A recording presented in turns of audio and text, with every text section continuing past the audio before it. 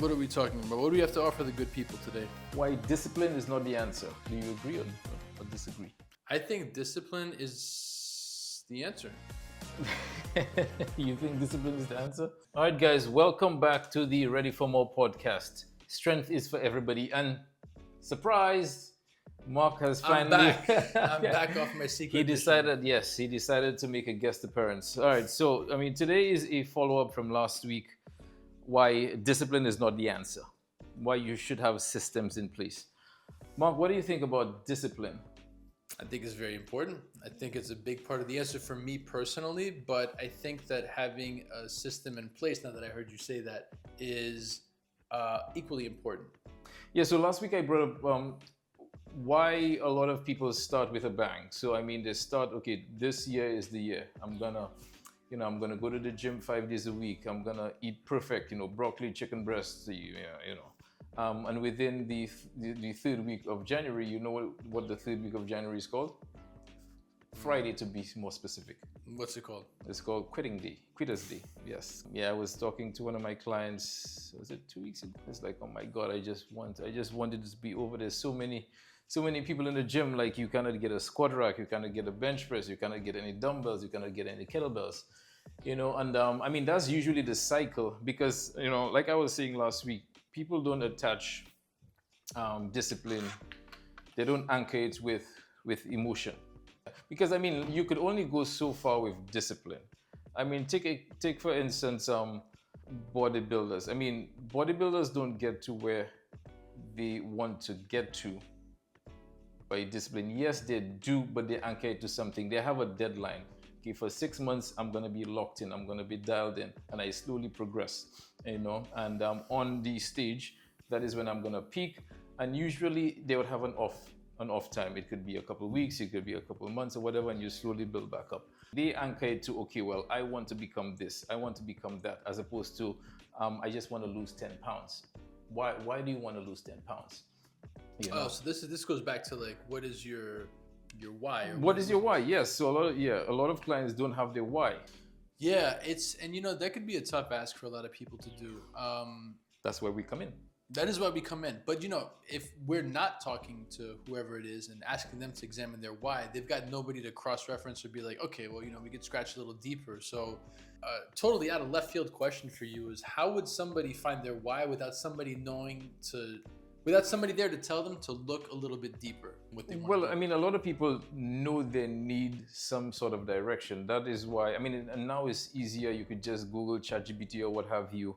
Tell me my why, please. They will give you that, but it doesn't necessarily hold you accountable. So that's why a lot of people seek people like us to kind of give them that system we were talking about, the traffic light system. But why do you think? Why do you think? What do I think? Yeah.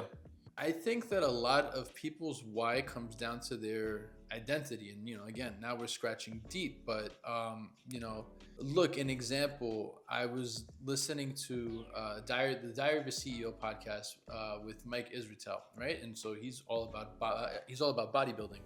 Mm-hmm. And he was saying that a lot of his drive, his reason for doing this came down to the fact that he was bullied as a kid, that he was, in his own words, like the short, stocky Jewish kid, and he got picked on a lot. But I'm sure, like, he didn't get to that answer like immediately. I'm sure there was like, okay, well, I'm just doing it because I like to do it. I want to get jacked. I want to get girls or whatever.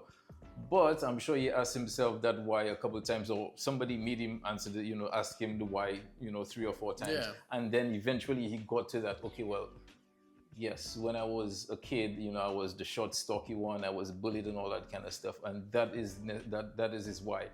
And that why turned into his passion. You know what I think?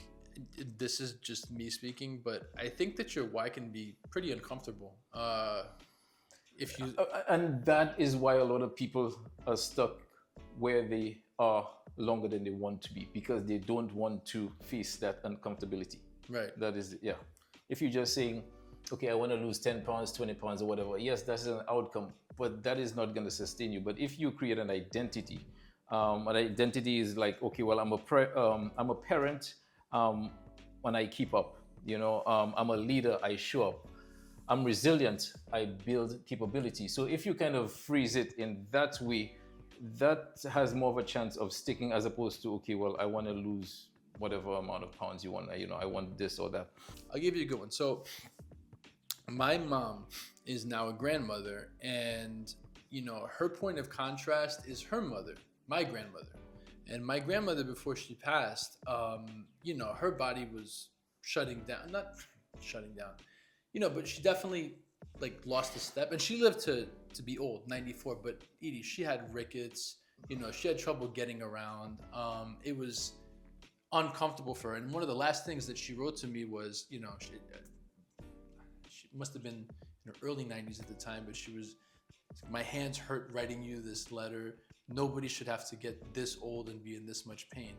And so for my mom, now that she's a grandmother, she's in my grandmother's shoes, her mom's shoes, she's thinking, I don't want to be like this. So for her, fitness is very important because I saw my mom and what she went through, and I refuse to go through the same things. Exactly. I'm going to take care of myself, yep, so that I can step into old age as gracefully and as powerfully as possible. So she attached it to something. Yes. To her identity. So I'm in my mother's shoes now, and I refuse to walk. Yes, I want to be that grandmother that actually shows up to my kids. I want to be that grandmother that could actually push the stroller. I want to be that grandmother that actually will carry my grandson as long as humanly possible. Yeah.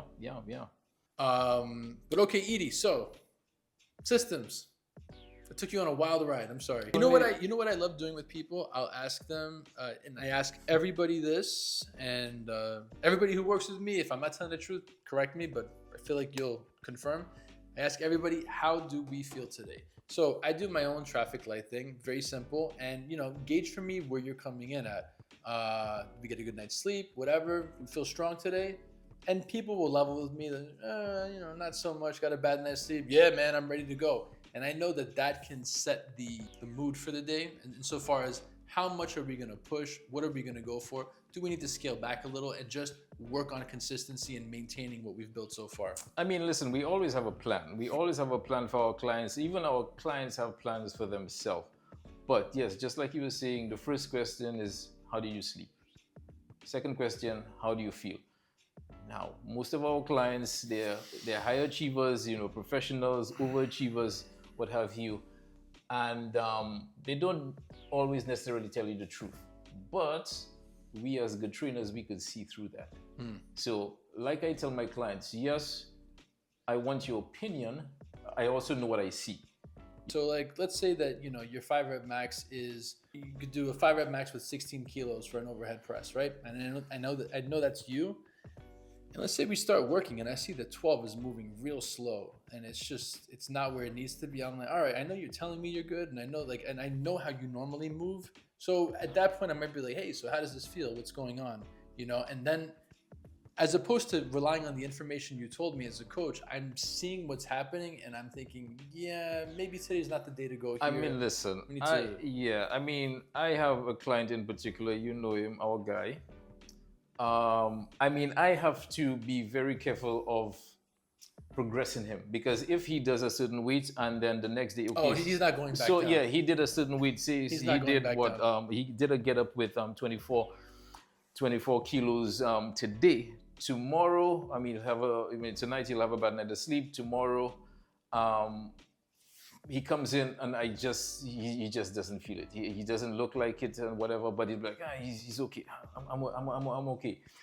He will insist he wants to do that same exact weight, so that's why I have to be a good coach and slowly progress him and know when to save him from himself. Right. He had a little injury and I kind of have stopped asking him how he feels, because he'll always tell me he's okay.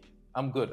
Like the guy is literally limping throughout the gym. It's like, yeah, dude. Man. Ego can be a powerful thing. And is where he came from, that whole mentality of like, yeah, you have to be tough no matter what. Ultimately, I understand that everybody wants to achieve the most that they possibly can, but a good coach, that has a good eye and sees what's going on is going to go, I know we want to push for a PR today. I know you want to do the thing, but this is the smart way to keep you in the game. We're saving them from themselves, But a lot of the times it's like they don't want to disappoint us. It's like, oh, I should be, I should be doing this, I should be pressing this or whatever. You know what's funny about that? You know what the most disappointing thing for me is when I feel like I failed people when I didn't act in their best interest as a coach. And I'm thinking of one guy in particular who I allowed to progress up through a Turkish getup, and I got it, Mark. And I had hesitation over it. I was like, okay, he's telling me he's got it.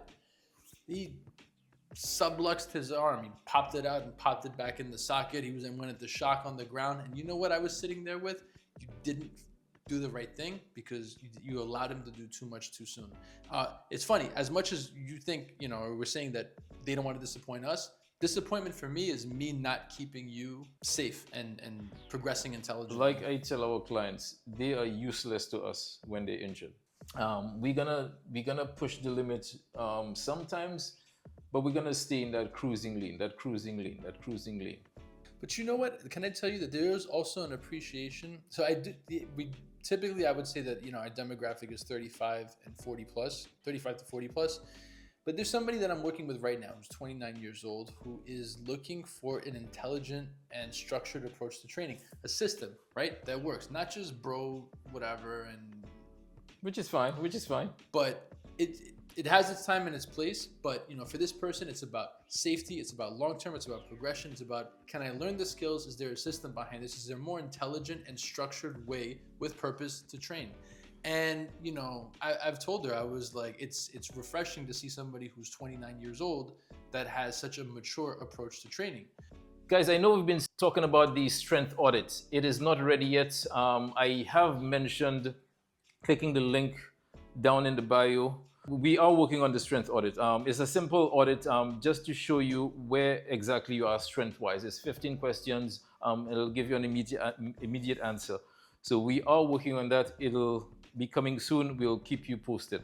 Look, I'll give you guys an anecdote. Before I became a dad, I was training probably 5 days a week. And I have a coach. Coaches have coaches too. And she told me at the time, before she wrote a new program, she told me, yeah, we're not doing this. You're about to be a dad. There's no way you're working out this much. Trust me. And no, I got this. Well, she was a good coach. She pushed for this. And sure enough, I was barely able to keep up with it. Now, over time, I'll tell you, so I've been a dad for almost 4 years now, and my capacity has gone up. I am now working out 6 days a week, but it is very strategic. It is very intentional. I'm not just doing endless workouts for the sake of doing it. I know that I'm working on this skill. I want to get this lift stronger, and I want to work on this mobility. And I've been able to structure it across 6 days because my capacity was diminished as a result of a huge life change. And as I was consistent doing something that I could sustain over time, then I started figuring out how to do more of it. So you go with the flow, the traffic light system. If the flow today says that it's a red day, if you're just not there, but we're trying to be consistent and we're training, then guess what? Do some good mornings. If you're really feeling beat up, don't load the lift, but give your body the stimulation of going through a hinge pattern, a very controlled, slow tempo, mobility-oriented hinge pattern versus something that adds stress to your nervous system. Another thing I would suggest is on a red day, do the stuff you don't like to do. A lot of people don't like foam rolling, they don't like stretching, they don't like doing all that kind of stuff. Make it, okay, on a red day, I'm not gonna go all out. I'm gonna do the stuff I don't want to do, the boring stuff, if you will. So that is another way you could look at it. If you guys resonated with this, let us know how you regulate your workouts. Do you go all out? Do you regulate? How do you do it? Yeah, guys. So let us know.